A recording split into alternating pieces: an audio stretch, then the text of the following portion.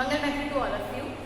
जैसा कि आप लोगों को पता है, मैंने आप लोगों को प्रीवियस डे में कुछ नोट्स प्रोवाइड किए थे हमारे चैप्टर केमिकल बॉन्डिंग के रिगार्डिंग।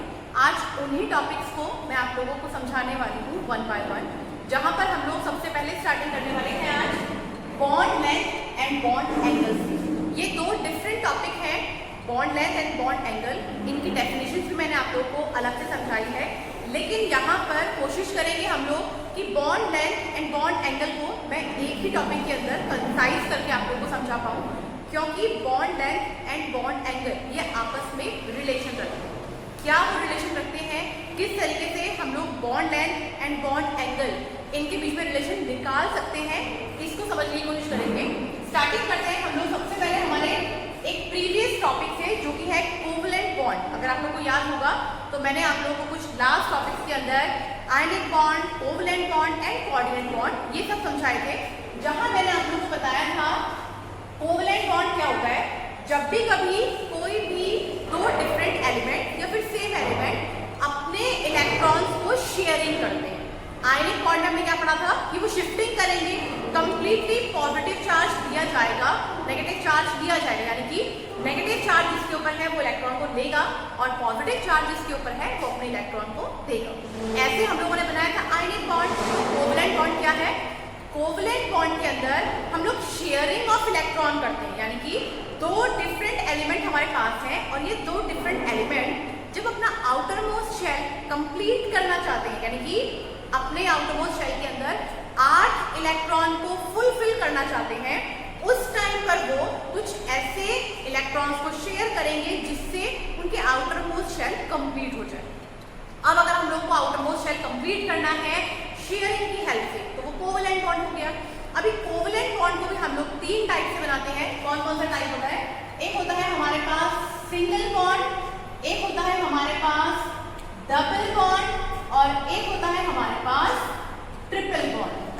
तो अगर हम लोग बात करते हैं जनरली एक बॉन्ड के अंदर कितने इलेक्ट्रॉन होंगे, तो एक बॉन्ड के अंदर होंगे 2 इलेक्ट्रॉन, और अगर एक बॉन्ड के अंदर 2 इलेक्ट्रॉन हैं तो 2 बॉन्ड के अंदर 4 इलेक्ट्रॉन, और ऐसे ही 3 बॉन्ड के अंदर 6 इलेक्ट्रॉन। यानी कि मैं आप लोगों को बोल रही हूँ कि जब भी कभी इन दो एलिमेंट के बीच में एक बॉन्ड बनता है तो वो 2 इलेक्ट्रॉन की शेयरिंग करते हैं, एक इलेक्ट्रॉन एक एलिमेंट से और एक इलेक्ट्रॉन दूसरे एलिमेंट। अगर डबल बॉन्ड बनाएंगे तो एक एलिमेंट से 2 इलेक्ट्रॉन और दूसरे एलिमेंट से भी 2 इलेक्ट्रॉन। अगर ट्रिपल बॉन्ड बनाएंगे तो एक एलिमेंट से 3 इलेक्ट्रॉन, दूसरे एलिमेंट से भी 3 इलेक्ट्रॉन। तो इस तरीके से हम लोगों ने कोवलेंट बॉन्ड फॉर्म किया था।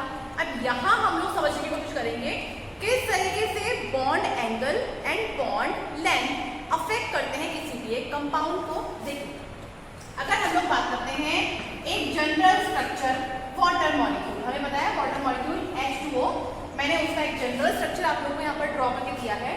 यहाँ अगर हम लोग बात करते हैं बॉन्डिंग की, तो आप देखेंगे जो हम लोगों ने पहले डिस्कस कर रखा है कि ऑक्सीजन 2 बॉन्ड फॉर्म करता है, 2 बॉन्ड पेयर को फॉर्म करता है, और उसी के साथ ऑक्सीजन के पास 2 लोन पेयर भी रहते हैं। इस चीज को आप लोगों ने ध्यान रखना है। ऑक्सीजन जब भी बॉन्ड फॉर्म करता है तो वो 2 बॉन्ड पेयर जनरली फॉर्म करना प्रेफर करता है और साथ में उसके पास 2 लोन पेयर भी रहते हैं। यहाँ पर अगर मैं ड्रॉ करती हूँ स्ट्रक्चर को, तो कुछ इस तरीके से मैं इनके लोन पेयर को ड्रॉ कर रही हूँ, जिससे हम लोग समझ सकें कि bond length and bond angle पे क्या इफेक्ट है। ठीक है, अभी आप लोगों ने यहाँ देखिए oxygen 2 bond pair and 2 lone pair. अभी अगर हम लोग स्ट्रक्चर की बात करते हैं तो पहले मैं आपको बताऊं कि बॉन्ड पेयर का क्या काम है एंड लोन पेयर का क्या काम है। अगर हम लोग यहाँ पर बताते हैं बॉन्ड पेयर, तो अभी हमने बात की एक बॉन्ड के अंदर 2 इलेक्ट्रॉन, यानी कि यहाँ पर शेयरिंग ऑफ 2 इलेक्ट्रॉन, सेम यहाँ पर भी शेयरिंग ऑफ 2 इलेक्ट्रॉन। जब भी कभी कोई 2 एलिमेंट बॉन्ड फॉर्म करते हैं तो बॉन्ड फॉर्म करने का उनका मेन पर्पस मैंने क्या बताया आप लोगों को, आउटर मोस्ट शेल को कंप्लीट करना। तो इन्होंने भी यहाँ पर जब बॉन्ड फॉर्म किया होगा तो अपना आउटर मोस्ट शेल कंप्लीट करना चाहते होंगे। यहाँ पर ऑक्सीजन ने जो बॉन्ड फॉर्म किया है वो हाइड्रोजन के साथ है, बाकी सब एलिमेंट जो है वो ऑक्टेट रूल को फॉलो करते हैं, मतलब आउटर मोस्ट शेल के अंदर 8 इलेक्ट्रॉन होने चाहिए। लेकिन हाइड्रोजन ऐसा है जो डबलेट रूल को फॉलो करता है, यानी कि इसके आउटर मोस्ट शेल के अंदर 2 इलेक्ट्रॉन होने चाहिए, जो यहाँ पर फुलफिल हो गए। तो अगर हम लोग doublet rule and octet rule को देखते हैं तो यहाँ पर हाइड्रोजन कंप्लीटली स्टेबल है, इन्हें कोई जरूरत नहीं है आगे बॉन्डिंग को प्रेफर करने की, लेकर जाने की, या फिर कोई वाइब्रेशन शो करने। लेकिन यहाँ पर सेंट्रल एटम हमारे पास है ऑक्सीजन। सेंट्रल एटम वो होता है जिससे सारे बॉन्ड फॉर्म हुए। तो यहाँ पर बॉन्ड फॉर्म किए हैं ऑक्सीजन ने। तो जो सेंट्रल एटम हमारे पास है, अगर उस सेंट्रल एटम के ऊपर इलेक्ट्रॉन डेंसिटी होती है, इलेक्ट्रॉन डेंसिटी से मेरा मतलब है लोन पेयर। तो लोन पेयर क्या होता है? लोन पेयर वो फ्री इलेक्ट्रॉन है जो बॉन्डिंग में पार्टिसिपेट नहीं कर पाए। अब क्योंकि वो बॉन्डिंग में पार्टिसिपेट नहीं कर पाए तो वो रैंडमली मूव करेंगे। वो कोशिश करेंगे कि किसी भी तरीके से वो बॉन्ड को फॉर्म कर ले, लेकिन क्योंकि ऑक्सीजन 2 बॉन्ड बनाता है और वो उसने बना रखे हैं, तो इन लोन पेयर को वो चांस नहीं मिल पा रहा है कि वो कहीं से बॉन्ड फॉर्मेशन कर ले। अब क्या होगा? ये लोन पेयर इस कंपाउंड को हाईली अनस्टेबल कर देगा। किस तरीके से? ये जो ऊपर वाला bond pair, sorry lone pair है, ये इस बॉन्ड पेयर को नीचे की तरफ को मूव करेगा, और जो ये नीचे वाला लोन पेयर है ये इस बॉन्ड को ऊपर की तरफ को मूव करेगा। तो ये बिल्कुल ऐसा है कि यहाँ सेंटर में ऑक्सीजन है और मेरे हाथों में दोनों तरफ पे हाइड्रोजन है। ये एक बार मूव करेगा इस तरीके से, एक बार मूव करेगा इस तरीके से, और ये इस तरीके से कंटिन्यूअसली मूव करता रहेगा। और ये कब तक मूव करेगा? ये तब तक मूव करेगा जब तक ये लोन पेयर यहाँ प्रेजेंट रहेंगे, क्योंकि लोन पेयर की वजह से ही ये हो रहा है। तो हम लोग क्या कह सकते हैं कि जब तक ये लोन पेयर रहेंगे ये कंपोनेंट स्टेबल नहीं हो पाएगा और इसके अंदर वाइब्रेशन होते रहेंगे। अब जब यहाँ पर वाइब्रेशन होते रहेंगे तो मैं बोल रही हूँ कि मूवमेंट कुछ इस तरीके से कर रहा है। तो आप लोग देखेंगे कि यहाँ सेंटर में जो एंगल बन रहा है वो एंगल एक बार कम हुआ, एक बार बढ़ गया, एक बार कम हुआ, एक बार बढ़ गया। तो इसका क्या मतलब है कि एंगल पे इफेक्ट पड़ रहा है। एंगल पे इफेक्ट पड़ेगा तो जो यहाँ पर लेंथ है, लेंथ ऑक्सीजन और हाइड्रोजन का जो बॉन्ड है उसके बीच में जो लेंथ है ये उसको भी अफेक्ट करेंगे, क्योंकि जब कंपाउंड ही स्टेबल नहीं हो पा रहा है, उसके बीच में एंगल ही स्टेबल नहीं हो पा रहा है, तो उसकी लेंथ भी स्टेबल नहीं हो पाएगी। तो यानी कि हम लोग इन शॉर्ट में क्या कह सकते हैं, किसी भी एक कंपाउंड के अंदर जब एंगल अफेक्ट होता है तो उसकी बॉन्ड लेंथ ही अफेक्ट होती है। तो ये आप लोगों को समझ में आया क्राइटेरिया। ये वाटर मॉलिक्यूल से मैंने आप लोगों को समझाया कि किस तरीके से होता है। इसके अलावा आप लोगों ने देखना है कि बॉन्ड लेंथ किस तरीके से बढ़ती है और किस तरीके से कम होती है। जैसे कि फॉर एग्जाम्पल हमारे पास है हाइड्रोजन सिंगल बॉन्ड हाइड्रोजन, मैंने मेंशन किया ये किसका एग्जाम्पल है? सिंगल बॉन्ड का। ऐसे ही देखिए ऑक्सीजन डबल बॉन्ड ऑक्सीजन, मैंने बोला किसका एग्जाम्पल है? डबल बॉन्ड का। ऐसे देखिए नाइट्रोजन ट्रिपल बॉन्ड नाइट्रोजन, मैंने बोला किसका एग्जाम्पल है? ट्रिपल बॉन्ड का। तो यहाँ पर आप लोग देखिए, हम लोग यहाँ पर अगर बात करते हैं बॉन्ड लेंथ कहाँ ज्यादा है और कहाँ कम है, तो ये बिल्कुल इस तरीके से है कि हम लोगों ने 2 पाइप्स को या फिर 2 पोल्स को आसपास में खड़ा कर दिया है, और अभी जब हम लोग यहाँ पर सिंगल बॉन्ड की बात करते हैं तो यहाँ पर हमने उन 2 पोल से बिल्कुल मिडिल से एक रस्सी, एक रोप वहां पर बांधी। तो आप लोग देखिए वहां स्ट्रेन ज्यादा होगा या कम होगा, आप उसको मेजरमेंट कीजिए। Next oxygen double bond oxygen, अब मैंने उन 2 पोल पर एक रस्सी बिल्कुल ऊपर बांधी है, एक रस्सी बिल्कुल मिडिल में बांधी है। अब आप देखिए स्ट्रेन ज्यादा होगा या कम होगा। Next triple bond, triple bond के अंदर एक रस्सी बिल्कुल ऊपर, एक मिडिल में और एक नीचे। अब आप डिसाइड कीजिए कि सबसे ज्यादा स्ट्रेन कहाँ होगा। तो बहुत ऑब्वियस है जहां ट्रिपल बॉन्ड है वहां स्ट्रेन ज्यादा होगा। स्ट्रेन ज्यादा होगा तो हम लोग ये भी कह सकते हैं कि जब हमने पोल्स को बांधा होगा तो वो पास पास ले आए। वो जो रोप है, क्योंकि ट्रिपल बॉन्ड 3 बार रस्सी को हमने बांध दिया है, तो वो जो पोल्स है वो पास पास आ जाएंगे। और वहीं अगर हम लोग बात करें सिंगल बॉन्ड पे, तो वहां पर रोप बंधा है लेकिन वो अभी उतना स्ट्रेन में नहीं है, उतना प्रेशर में नहीं है। अगर ये आप लोग को ऐसे समझ में ना आए तो आप लोग 2 बच्चों का भी एग्जाम्पल ले सकते हैं कि एक बार हम लोगों ने सिंगल बॉन्ड बच्चों को कमर से बांध रखा है, एक बार हम लोगों ने उनको हाथ पर करके हाथ, पैर और कमर बांध दिया ट्रिपल बॉन्ड में, और एक बार हम लोगों ने हाथों को बांध रखा है, कमर को बांध रखा है। आप फील कीजिए सबसे ज्यादा स्ट्रेन कहाँ पर होगा। जहां स्ट्रेन ज्यादा होगा वहां एलिमेंट पास पास आ जाएंगे, जहां एलिमेंट पास आ जाएंगे वहां बॉन्ड लेंथ क्या हो जाएगा? कम हो जाएगा। ये चीज को आपने ध्यान रखना है। ये मैंने आप लोगों को बताया है। जब आपके पास कंपैरिजन करने के लिए आएगा single bond, double bond and triple bond, तो आपको क्या ध्यान रखना है? ट्रिपल बॉन्ड में स्ट्रेन ज्यादा होता है तो बॉन्ड लेंथ कम हो जाएगा। बॉन्ड लेंथ कम हो जाएगा तो एलिमेंट पास पास आएंगे, या फिर बोल सकते हैं क्योंकि एलिमेंट पास पास आए थे इसीलिए बॉन्ड लेंथ क्या हो गया? कम हो गया।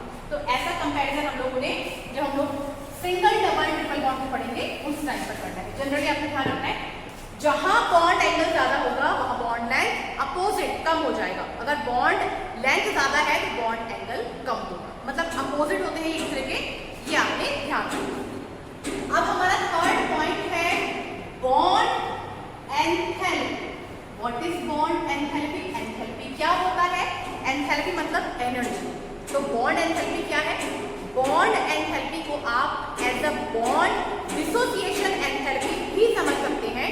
जब भी हम लोग कभी किसी भी एक बॉन्ड को ब्रेक करना चाहते हैं, कोई ऑलरेडी बॉन्ड फॉर्म है, हमें उसको ब्रेक करना है, तो उस बॉन्ड को ब्रेक करने के लिए जो रिक्वायर्ड एनर्जी हम प्रोवाइड करा रहे हैं उस कंपाउंड को, उसे बोलते हैं उसकी बॉन्ड एंथैल्पी। फॉर एग्जाम्पल हमारे पास वाटर मॉलिक्यूल, मुझे इसको तोड़ना है H positive OH negative ion में, तो हम यहाँ पर डेल्टा साइन को शो करें। ये डेल्टा मतलब वो एनर्जी, वो थर्मल हीट, वो हम लोग जिसको प्रोवाइड करा रहे हैं इलेक्ट्रिसिटी फॉर्म में, थर्मल फॉर्म में, तो वो एनर्जी जो हम इसे प्रोवाइड करा रहे हैं। और ये कॉम्पोनेंट टूट गया है दो ion H positive and OH negative में, इसे हम लोग बोल देंगे ये होगा हमारा बॉन्ड डिसोसिएशन एंथैल्पी या फिर बॉन्ड डिसोसिएशन एनर्जी। अब हम लोग बात करते हैं हमारे नेक्स्ट टॉपिक की, जहां पर हम लोग बात करेंगे बॉन्ड ऑर्डर की। तो अगर मैं जनरली सिंपल टर्म्स में आपको बताऊं व्हाट इज बॉन्ड ऑर्डर, किन्हीं तो एलिमेंट के बीच में कितने बॉन्ड बने हैं वो ही उसका बॉन्ड ऑर्डर होता है। जैसे कि for example H single bond H, कितने बॉन्ड बने हैं यहाँ पर? A, bond order 1। ऐसे ही O डबल बॉन्ड O, कितने बॉन्ड बने हैं यहाँ पर? 2, तो बॉन्ड ऑर्डर 2। ऐसे ही N triple bond N, 3 bond बने हैं यहाँ पर, तो बॉन्ड ऑर्डर हो जाएगा 3। तो ये है हमारा बॉन्ड ऑर्डर। बॉन्ड ऑर्डर को आगे और इलैबोरेट करके हम लोग पढ़ेंगे जब हम लोग पढ़ेंगे MOT यानी कि मॉलिक्यूलर ऑर्बिटल थ्योरी। अब हमारा लास्ट टॉपिक आज का रहेगा रेजोनेंस। इस टॉपिक को आप लोगों ने बहुत अच्छे से समझना है, क्योंकि रेजोनेंस ना सिर्फ हमारे पास इनऑर्गेनिक के अंदर आता है, ये ऑर्गेनिक में भी बहुत यूजफुल होता है। रेजोनेंस का मतलब क्या है? रेजोनेंस का मतलब होता है शिफ्टिंग।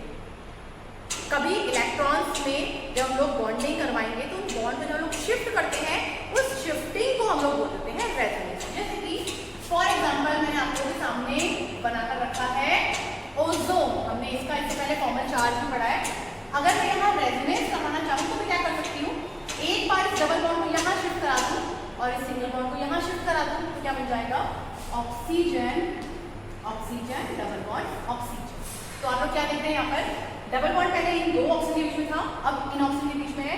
अगर मैं बात करती हूँ यहाँ लोन पेयर कितने हैं, तो डबल बॉन्ड के साथ होते हैं 2 लोन पेयर, सिंगल बॉन्ड के साथ होंगे 3 लोन पेयर, और यहाँ पर रहेगा 1 lone pair. Again 1 lone pair, यहाँ रहेंगे 2 लोन पेयर, और यहाँ पर रहेंगे 3 लोन पेयर। तो ये रेजोनेटिंग स्ट्रक्चर है। डबल बॉन्ड पहले यहाँ था, अब की बार यहाँ शिफ्ट करा दिया।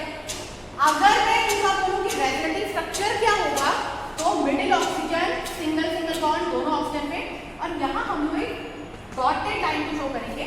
इस डॉटेड लाइन को हम लोग बोलते हैं पार्शियल बॉन्ड। पार्शियल बॉन्ड मतलब वो बॉन्ड जो थोड़े टाइम के लिए लेफ्ट हैंड साइड फॉर्म हुआ, फिर थोड़े टाइम के लिए राइट हैंड साइड फॉर्म हुआ। यानी कि ये बॉन्ड स्टेबल नहीं है, ये कभी लेफ्ट मूव कर रहा है, कभी राइट मूव कर रहा है। तो इस तरीके का मूवमेंट अगर हो तो इसे हम लोग बोल देते हैं पार्शियल बॉन्ड, और यही होता है हमारा रेजोनेंस। ये मैंने आपको बताया ओपन स्ट्रक्चर के अंदर। अब आप एक रेजोनेंस देखिए क्लोज स्ट्रक्चर के अंदर, या फिर हम बोल सकते हैं बेंजीन के अंदर। ये होता है हमारा स्ट्रक्चर बेंजीन का। हम लोग इसके अंदर मूवमेंट कराएंगे। सबसे पहले बॉन्ड ब्रेक करेंगे, इसके इलेक्ट्रॉन शिफ्ट करेंगे आगे, ये हो जाएगा बेंजीन। ये बॉन्ड शिफ्ट कराया, एक कार्बन आगे, तो नेगेटिव चार्ज। जिन बॉन्ड को हमने यूज नहीं करा उनको एज इट इज छोड़ दिया है। Next structure negative charge shift करेगा, यहाँ बन जाएगा पार्शियल बॉन्ड। अब यहाँ पर भी डबल बॉन्ड, यहाँ पर भी डबल बॉन्ड, 2 डबल बॉन्ड एक साथ स्टेबल नहीं हो पाएंगे। ये बॉन्ड ब्रेक करेगा, अपने से आगे इलेक्ट्रॉन पे चले जाएगा, तो ये हो जाएगा मूवमेंट कुछ इस तरीके से नेगेटिव चार्ज। इस नेगेटिव ने यहाँ डबल बॉन्ड बनाया, यहाँ डबल बॉन्ड बनाया। नेक्स्ट हम लोग बात करेंगे, नेगेटिव चार्ज शिफ्ट होगा नेक्स्ट कार्बन पर, तो यहाँ पर पार्शियल डबल बॉन्ड बन जाएगा। डबल बॉन्ड स्टेबल नहीं हो सकते हैं, ये बॉन्ड ब्रेक करके एक इलेक्ट्रॉन आगे चला जाएगा। तो ये बनाया हम लोगों ने बेंजीन के ऊपर नेगेटिव चार्ज।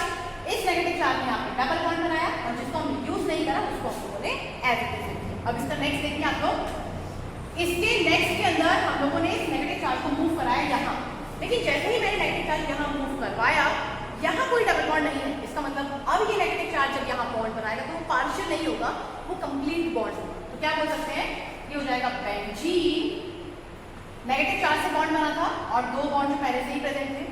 अब आप लोग कंपेयर कीजिए first structure and last structure को, तो आपको क्या देखेंगे, ये वाले बॉन्ड ने मूव कर दिया यहाँ, इस बॉन्ड ने मूव करा यहाँ, इस बॉन्ड ने मूव करा यहाँ।